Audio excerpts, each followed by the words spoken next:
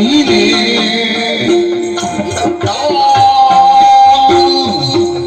ನಮ್ಮನು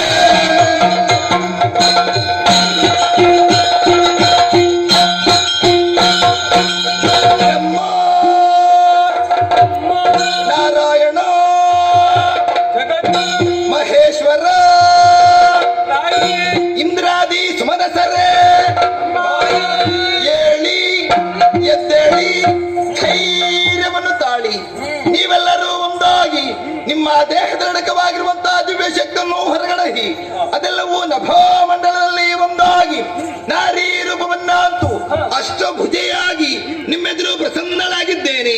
ಮಕ್ಕಳೇ, ನಿಮ್ಮ ಮುಖವನ್ನು ಕಂಡಾಗ ಆಶ್ಚರ್ಯವಾಗುತ್ತಾ ಇದೆ. ಕಪಾಲದಲ್ಲಿ ಕಣ್ಣೀರು ಹೆಪ್ಪಗಟ್ಟಿದೆ, ದೇಹದಲ್ಲಿ ನಡುಕ.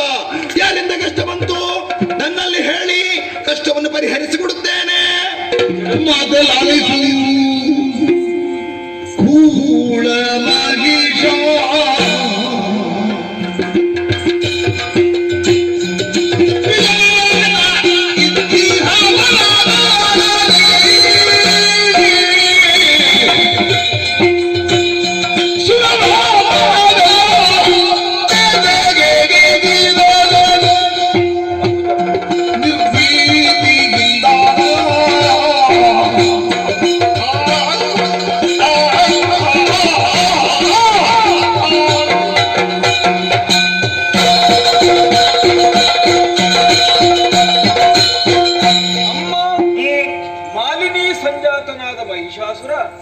ಹುಟ್ಟಿದ್ದು ಶೋಣಿತಾಪುರದಲ್ಲಿ ಸ್ವರ್ಗದ ಮೆಟ್ಟಲನ್ನು ಏರಿ ಹೋದ. ಇಂದ್ರಾದಿ ದಿಗ್ದೇಶರನ್ನು ಪ್ರಬಲನಾಗುವುದಕ್ಕೆ ಕಾರಣ ಈ ಬ್ರಹ್ಮದೇವನು ಕೊಟ್ಟಂತಹ ವರ. ಬ್ರಹ್ಮಾನುಗ್ರಹದಿಂದ ಮತ್ತನಾಗಿ 3 ಲೋಕಗಳನ್ನು ನಡುಗಿಸುತ್ತಿರುವ ದುಷ್ಟ ಮಹಿಷಾಸುರನ ಹಾವಳಿಯಿಂದ ನಾವೆಲ್ಲರೂ ಕಂಗೆಟ್ಟಿದ್ದೇವೆ. ಲೋಕ ತತ್ತರಿಸುತ್ತಾ ಇದೆ. ರಕ್ಷಿಸು.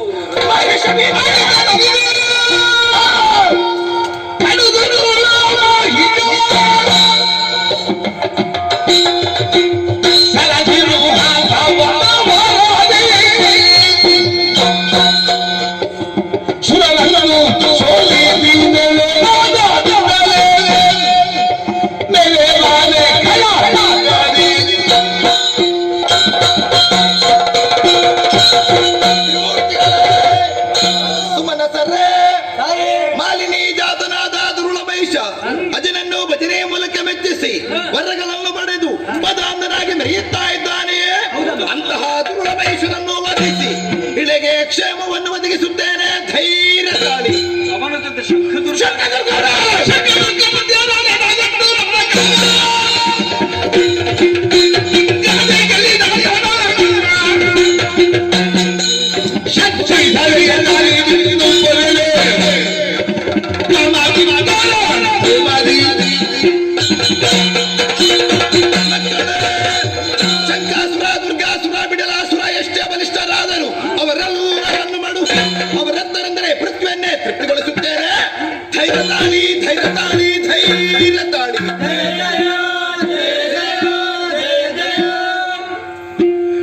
ಜಯ ಜಯವೆಂದು ಸಕಾಲ ಮಣಿಯಲಿ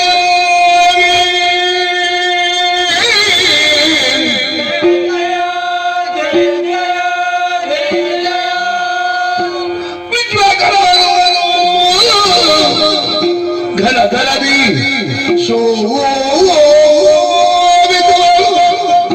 ಭೂಷಣ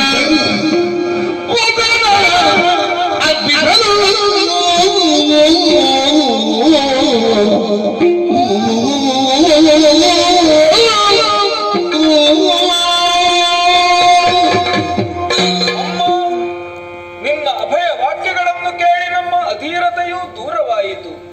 ನೀನು ನಮ್ಮ ರಕ್ಷಕಿ ಎಂಬುದು ಸ್ಪಷ್ಟವಾಯಿತು. ಸುರರು ಮನೀಷಿಗಳು ನಿನಗೆ ವಸನವನ್ನು ಉಡಿಸಿದ್ದಾರೆ, ಆಭರಣಗಳನ್ನು ತೊಡಿಸಿದ್ದಾರೆ.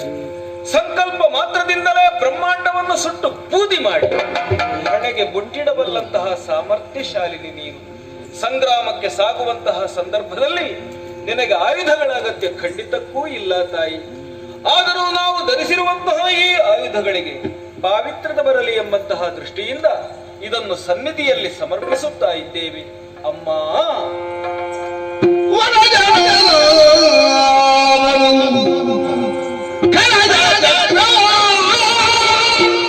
ಈ ಚಕ್ರವನ್ನು ಸ್ವೀಕರಿಸು.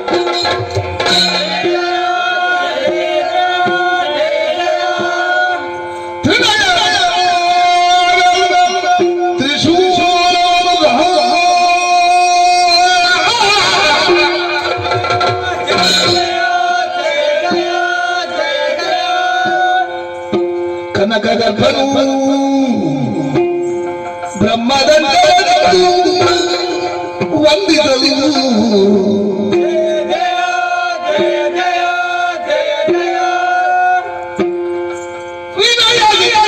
ವಿನಯದಿಂದಲೇ ಸುಲಭ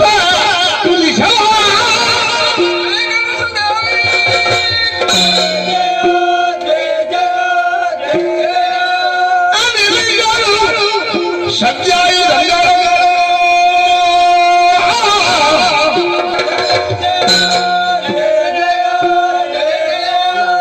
ಮಣಿದು ಮಾತೆಯ ಪದದೊಳಿಸುವುದು ಬಯಲಿ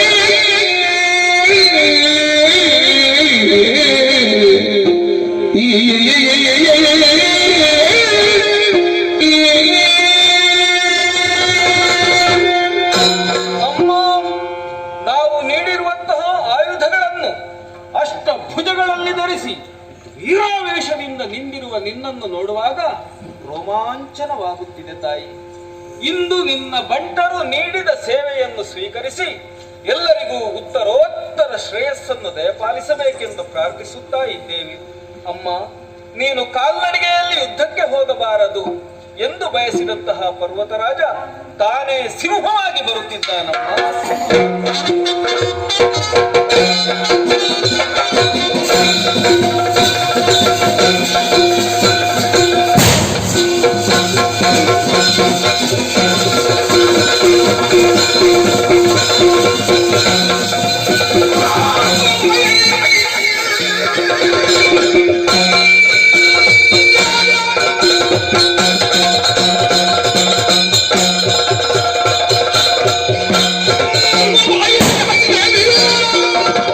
ಸಂವರಿಸುವ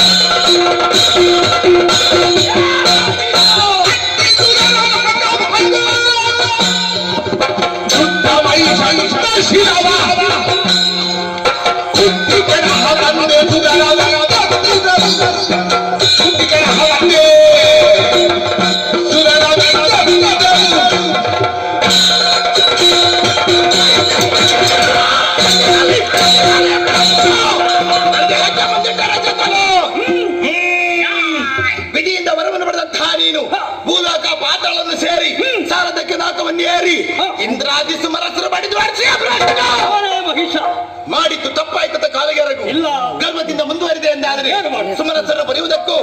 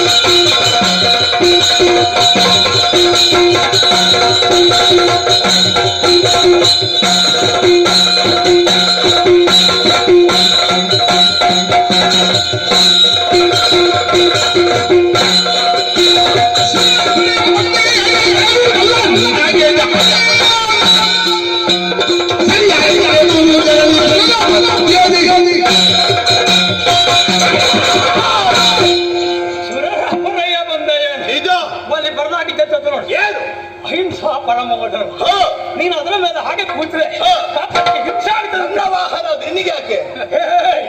ವಾಹನ ಯಾರ್ದಾದ್ರೂ ಹಿಂಸೆ ಆಗುದು ಹೌದಾ ಅಲ್ವಾ? ಅದು ನಮಗೆ ಬಿಟ್ಟದ್ದು. ನೀನು ದೇವತೆಗಳ ಪಕ್ಷ ವಹಿಸಿ ಬಂದಿರುವೆ. ಹರಿಹರ ಬ್ರಹ್ಮರನ್ನು ಸದೆ ಮಾಡಿದ ನನಗೆ ನೀನು ಯಾವ ಲೆಕ್ಕ ಹೇಳು? ಇನ್ನೊಂದು ಸಿಂಹವನ್ನು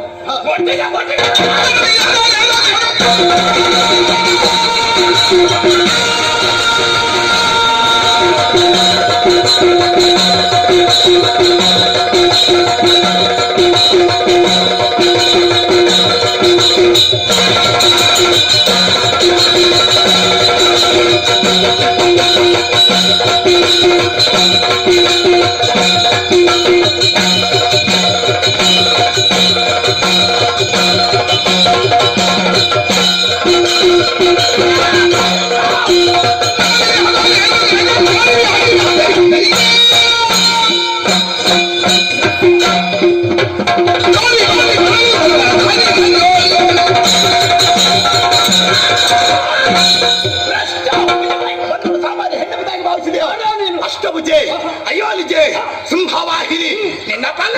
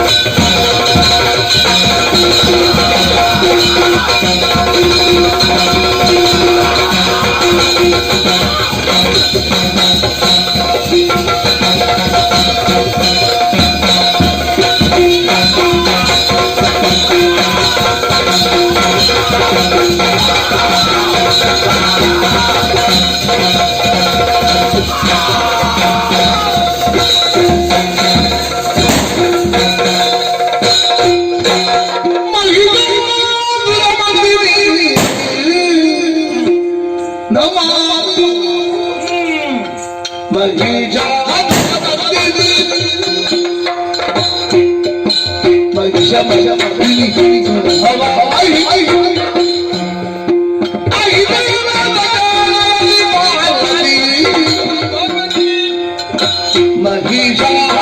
ಮಹಾಲಕ್ಷ್ಮಿ